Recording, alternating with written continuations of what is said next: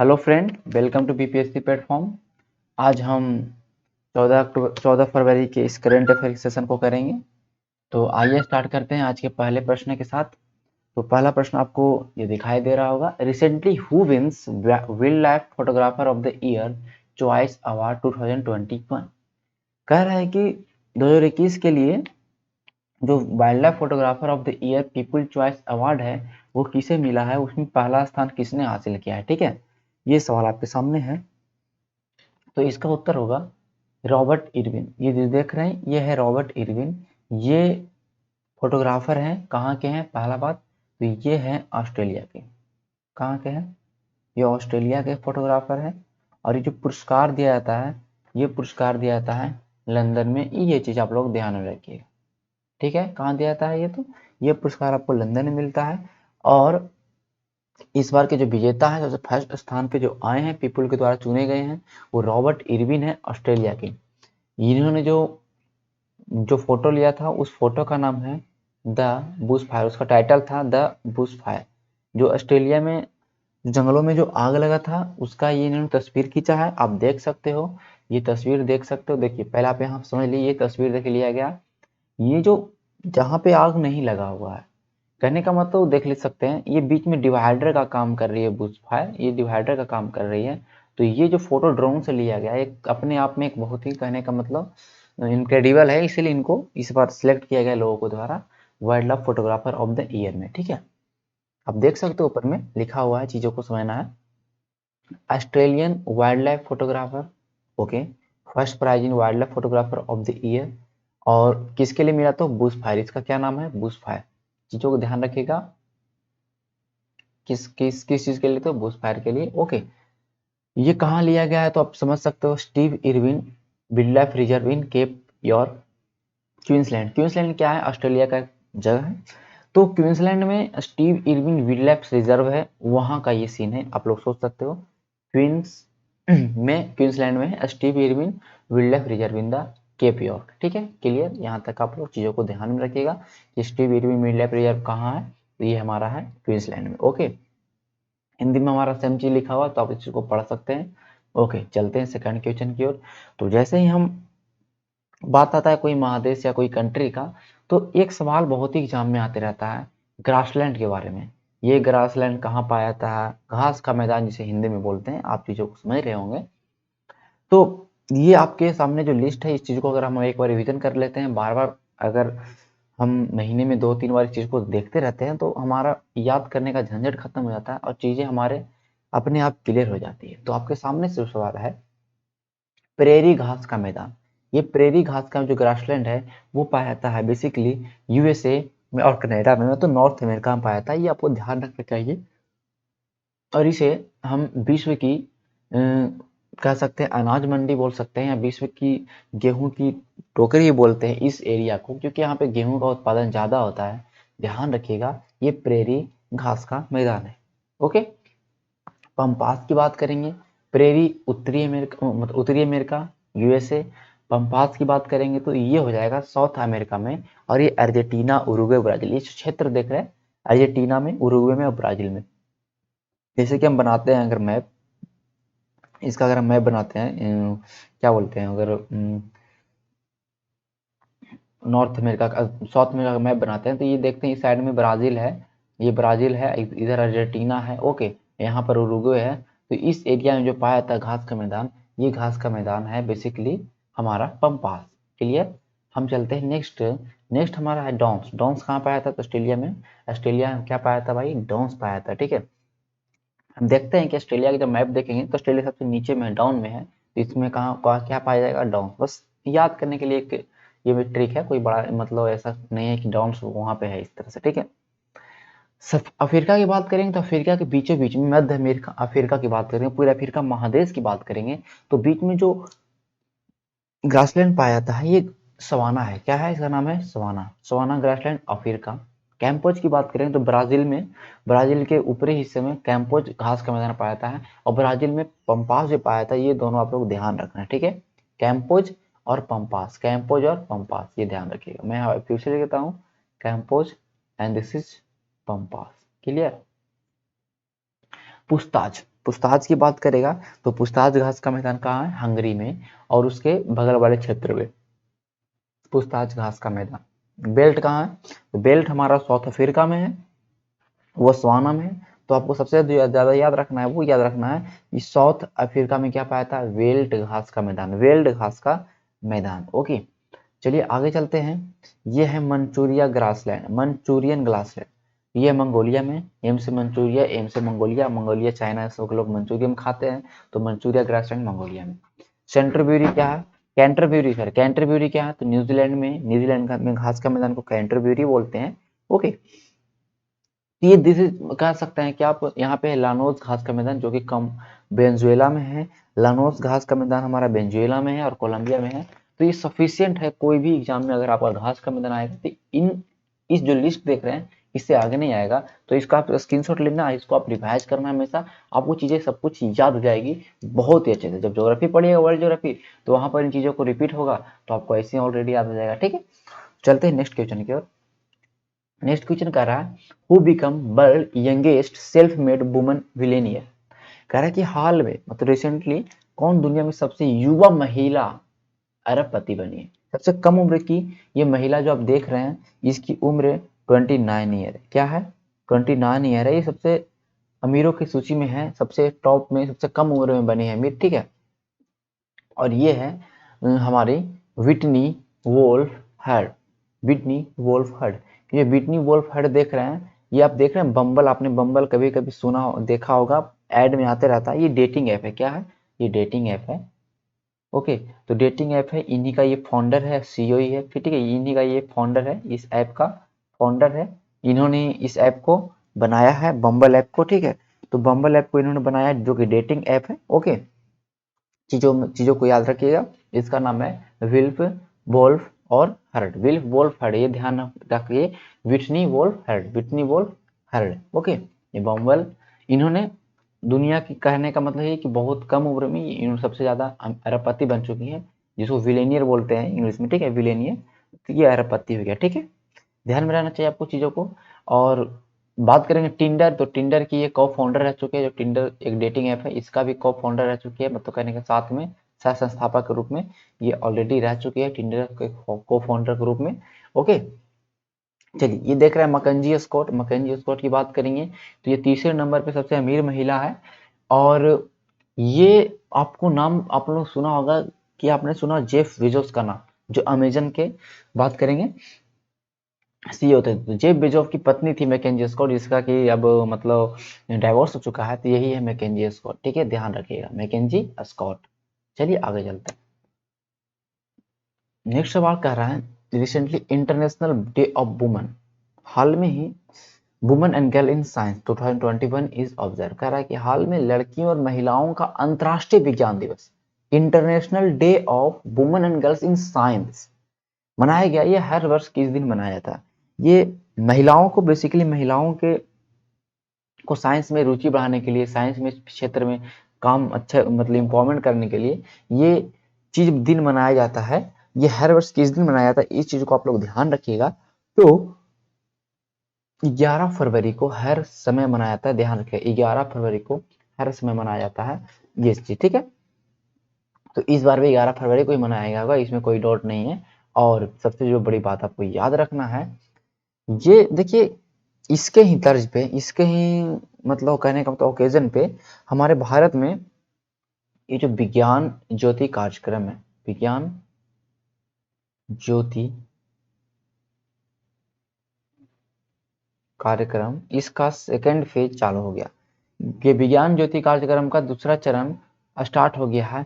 इसमें क्या था कि पहले चरण मतलब इस क्यों स्टार्ट किया गया था, इसमें विज्ञान के क्षेत्र में महिलाओं को रुचि बढ़ाने के लिए 50 जिलों में केंद्रीय विद्यालय, सॉरी जवाहर नवोदय विद्यालय में, जेएनवी जवाहर नवोदय विद्यालय में 9 से लेकर 12th क्लास करके बच्चों को, लड़कियों को ये मतलब विशेष सुविधा मतलब स्कॉलरशिप ये सब प्रदान करने की बात की गई थी। तो शुरू में 50 जिलों में स्टार्ट हुआ था और सेकंड फेज में भी 50 जिलों में स्टार्ट होगा। कुल मिलाकर इसमें 100 जिले कैप्चर होंगे। तो ये सेकंड फेज अभी स्टार्ट हो चुका है, इसी के मतलब 11 फरवरी को। ठीक है, तो बताएगा कि जैसे कि ये जो आप देख रहे हैं कि international day of women and girls in science जो है, इसका थीम इस बार क्या है, क्योंकि थीम बहुत बार एग्जाम में पूछता है, तो ये आपको ध्यान में रखना जरूरी है। क्या है भाई, ये भी आपको ध्यान में रखना है। तो इस बार का जो थीम है आप देख सकते हो, woman scientist at forefront of the fight against कोविड-19।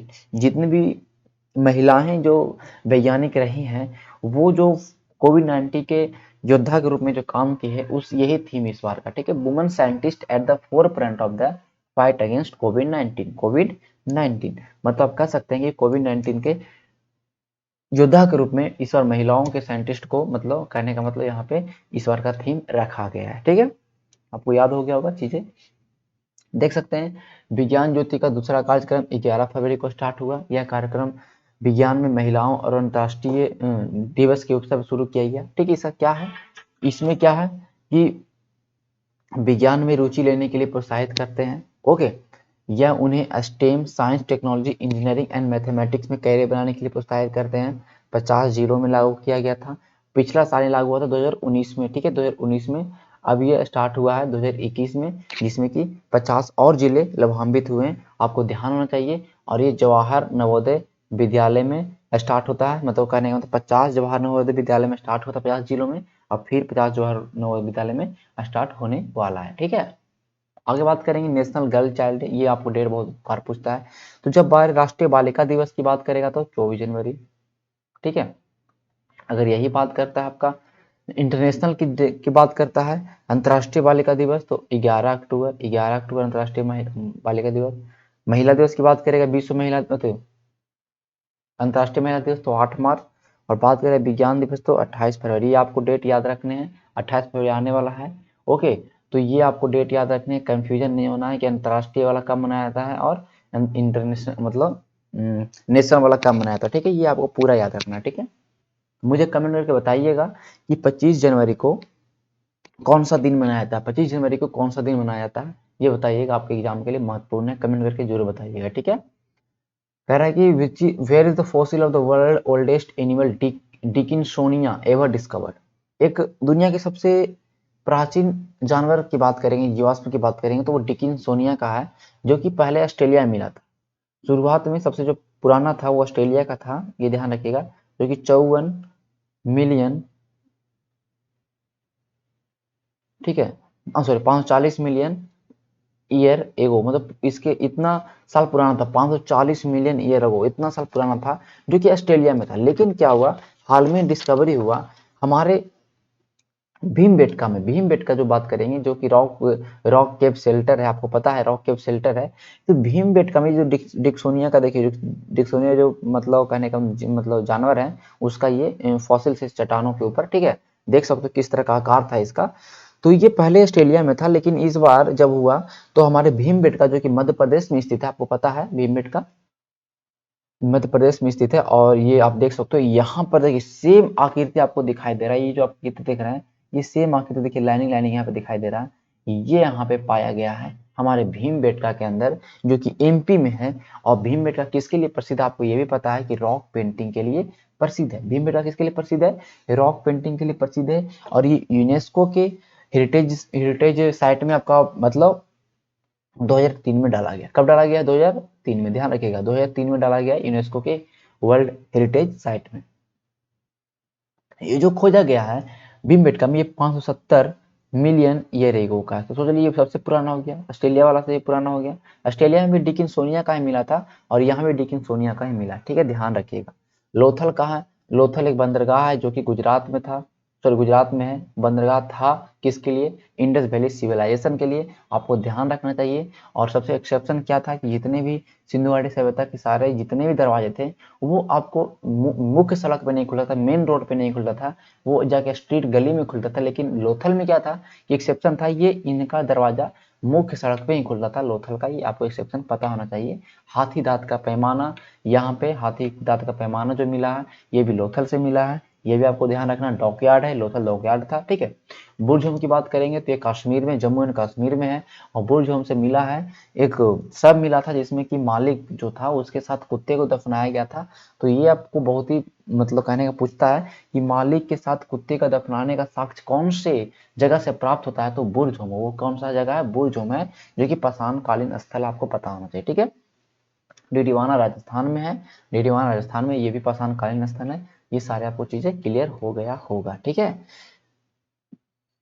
आगे चलते जब मध्य प्रदेश आएगा, देखिए भीमबेटका पर देख सकते हैं ये चित्रकारी किया गया। भीमबेटका जो गुफा, आप अंदर जाइएगा तो उसकी दीवारों पर ये सब देखिएगा रेड कलर में चित्रकारी किया गया था, जो कि बहुत पहले देख सकते हैं शिकार करते हुए इसे पत्थर उतर, मतलब उस समय के लोग जो समाज में रहते थे उन चीजों को चित्र के रूप में दिखाया है। तो ये कह सकते हैं कि रॉक पेंटिंग के लिए भी भीमबेटका हमारा प्रसिद्ध है, रॉक पेंटिंग के लिए भी भीमबेटका प्रसिद्ध है।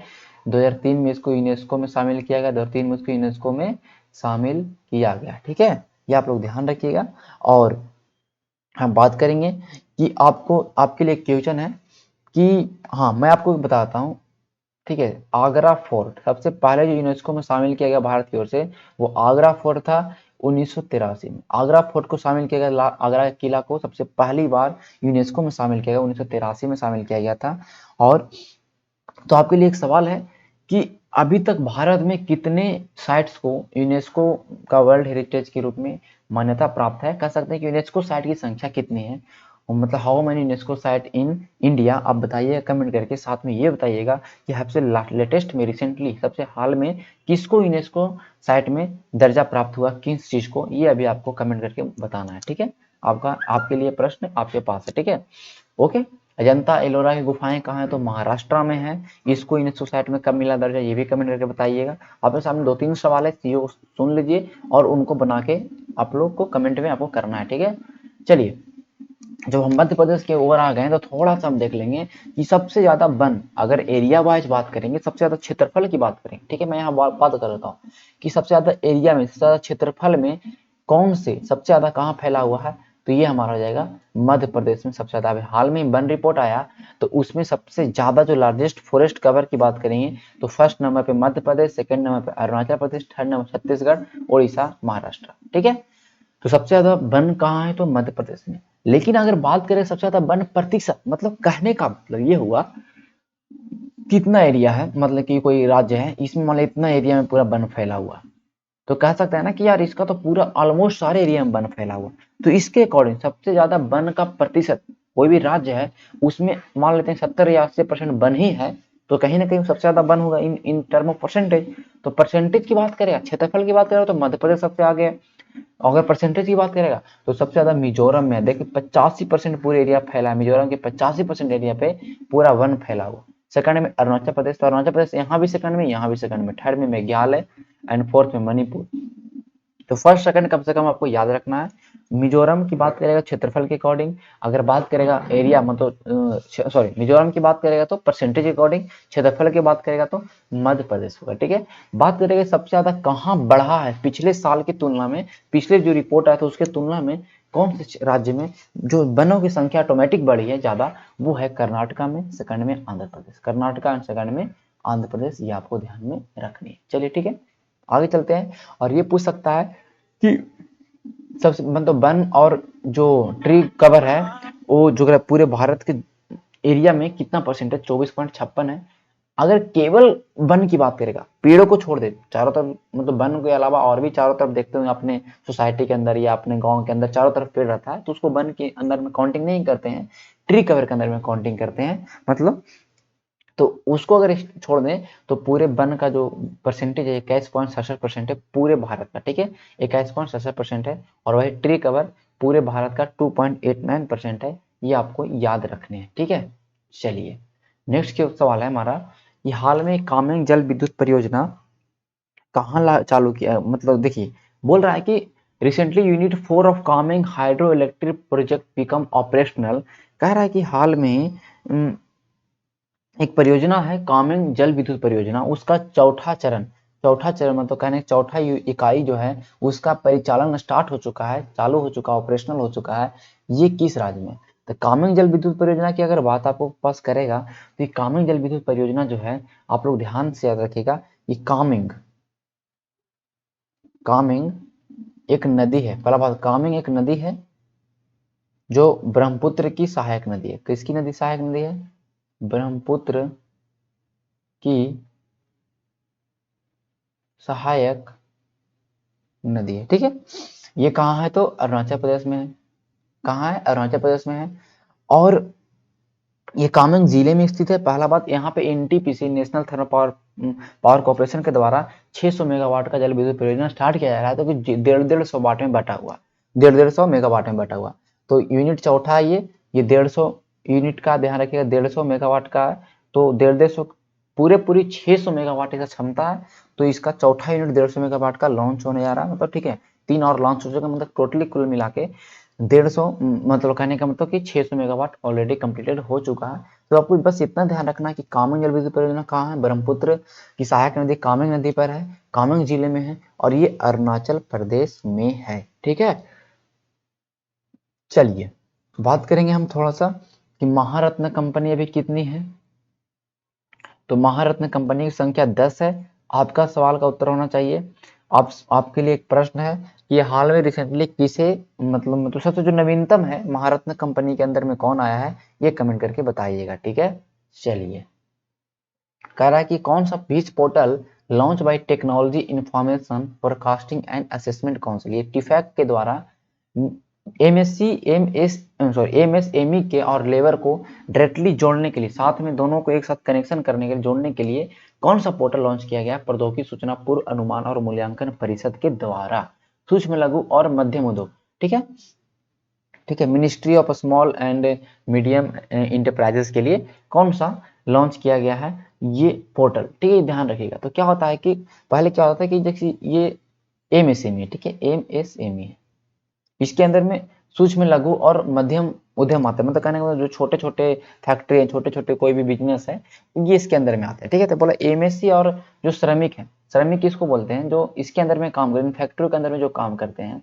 तो क्या होता था, इनमें इनको अगर जॉब लेने में काम करना है, तो बीच में कहीं ना कहीं कोई लोग कॉन्ट्रैक्टर आता था बीच में, या बीच में कोई लोग, मतलब कहने का मतलब बीच वाले लोग मतलब इसमें आ जाते थे। लेकिन क्या हुआ कि ये पोर्टल लॉन्च किया गया, एक पोर्टल जो सक्षम पोर्टल है। बोला कि इस पोर्टल का अगर हम लॉन्च कर देते हैं, तो जो जितने भी लोग रहेंगे, जितने भी लोगों को जॉब ये लेना है, ये डायरेक्टली इस पोर्टल के अकॉर्डिंग इस कंपनी को अप्रोच करेगा, इस कंपनी से कनेक्ट हो पाएंगे, तो बीच में इनका जरूरत नहीं पड़ेगा। तो इसीलिए इसको लॉन्च किया गया था, लॉन्च किया गया सक्षम पोर्टल को, ध्यान रखिए, सक्षम पोर्टल को लॉन्च किया गया है, ओके, ध्यान रखिएगा, ठीक है। अब अगर बात करेंगे एमएसएमई, ये मंत्रालय भी है, तो इसके मंत्री कौन है? नितिन गडकरी। नितिन गडकरी, आप देख सकते हो कि नितिन गडकरी हमारा नितिन गडकरी हमारा रोड प्रसार करने का मतलब कि रोड मंत्री भी है, मतलब सड़क परिवहन मंत्री भी है, साथ में एमएसएमई के भी मंत्री हैं नितिन गडकरी। ध्यान रखिएगा, सारे चीज आपके लिए महत्वपूर्ण है। तो ये कि इसका काम क्या है? एमएसएमई को जोड़ेगा, डायरेक्टली लेबर से जोड़ेगा, डायरेक्टली जोड़ेगा। ये सक्षम पोर्टल लॉन्च किया गया है, ठीक है। चलिए, खैर हाल में कौन सा स्पेस एयरक्राफ्ट लॉन्च किया गया है, ठीक है, लॉन्च किया गया है, जिसका नाम है तियानविन पास्ट, जो कि मंगल ग्रह की कक्षा में प्रवेश कर गया है। ये कौन सा स्पेस क्राफ्ट है, किस कंट्री का, ठीक है? तो ये है भाई हमारे चाइना का, ध्यान रखिए, हमारे चाइना, ठीक है, ओके, हमारे पड़ोसी देश चाइना का है ये अंतरिक्ष यान, इसका नाम है तियानविन प्रथम, और ये मंगल के कक्षा में प्रवेश कर गया है, ये मंगल के कक्षा में प्रवेश कर गया, ठीक है, ये ध्यान रखिएगा। और ये प्रवेश करते ही ये वर्ल्ड का छठा मंगल ग्रह पे भेजने वाला बन चुका है, मंगल ग्रह पे मिशन भेजने वाला वर्ल्ड का छठा, पहला नंबर पर अमेरिका, दूसरा पर रूस, तीसरा पर यूरोपियन यूनियन एजेंसी, ठीक है, स्पेस एजेंसी, और चौथा पर इंडिया, और पांचवा पर यूनाइटेड अरब अमीरात, जो कि हाल में 9 फरवरी को ही मंगल ग्रह पर ये अपना होप मिशन, मैंने कल ही क्लास में बताया था कि होप मिशन किसके द्वारा लॉन्च किया गया।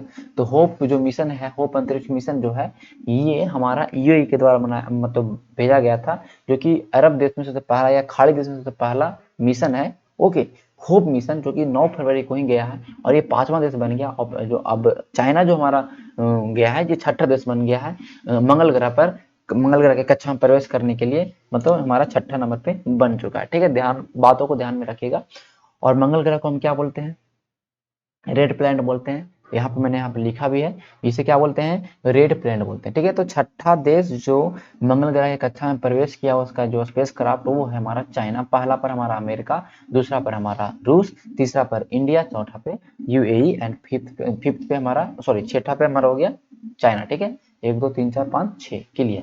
चलिए, तो आज का हमारा करंट अफेयर इतना ही है।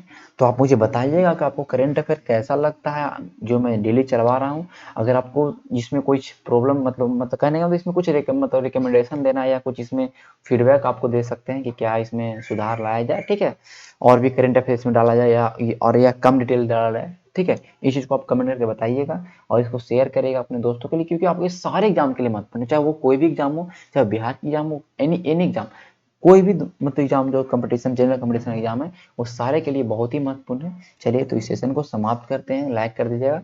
चलिए, धन्यवाद।